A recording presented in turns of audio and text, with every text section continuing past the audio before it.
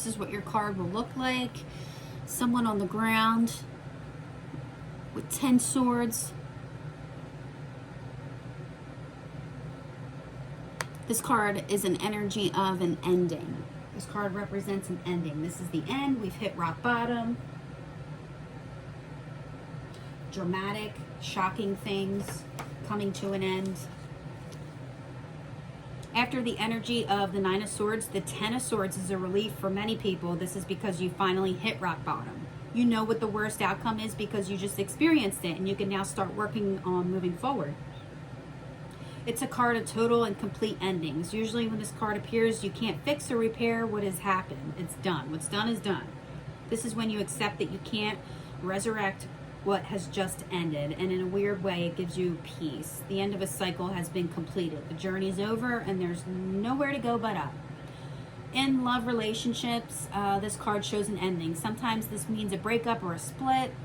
It could show up for relationships that have been tested by outside circumstances. The cloud lifts, so the couple is free to heal and move past what has happened. Whatever it is, you must let go of it because it's over. If you're single, this card could represent the end of singlehood and the start of a new relationship after a long period of not having someone to call your own. This card can also show up for someone who has completely given up hope and doesn't believe they will ever find love again.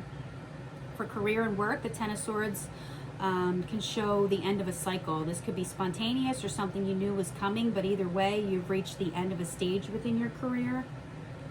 If you're working toward a goal, for example, studying, taking tests, quizzes, exams, this is the moment when you take the test and submit it for review. All that you worked so hard for culminates in this very moment, and then it's time to say goodbye.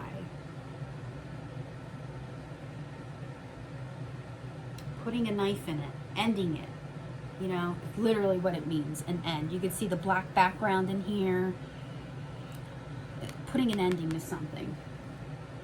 In personal and spiritual readings, you want to be mindful of your thinking patterns and the energy that it brings. This card has the tendency to bring negative or worst case scenario thinking. Negative thinking is causing you suffering. It's time to say goodbye and release those thoughts because they don't serve you. It illustrates the ending of one phase in your life or the breakdown that creates the breakthrough for you to start fresh. This card will appear sometimes to show you the blessing in a recent change you didn't choose. It reveals that there is strength to be gained by learning how to say goodbye.